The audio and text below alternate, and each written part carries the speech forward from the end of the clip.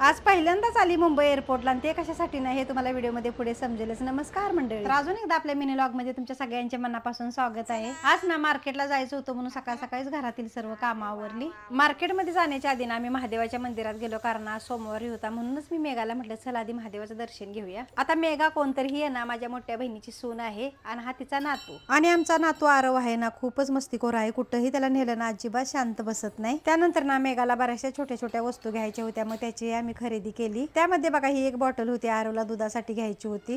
किती तास गरम राहते, कोणती कंपनी? त्यानंतर ना आम्हाला एक छत्री सुद्धा घ्यायची होती, पण आता पावसाळा संपला आणि बरेच दुकान आम्ही फिरलो ना तरी आम्हाला छत्रीच भेटत नव्हती. नंतर ना एका नॉवेल्टीत भेटली. नंतर घरातील सर्व कामावरून आम्ही निघालो एअरपोर्टला जायला. लगेच भरपूर असल्यामुळे ना आम्हाला मोठी गाडीच बुक करावी लागली. घरातून आम्ही लवकर निघालो होतो, त्यामुळेच ना सर्वांना जराशी भूक लागली म्हणून एअरपोर्टला येऊन आम्ही नाश्ता केला. आता एअरपोर्टला येण्याचं कारण म्हणजे ना मेघा आणि आरव चालले होते फ्रान्सला आणि त्यांनाच आम्ही सोडायला आलो होतो.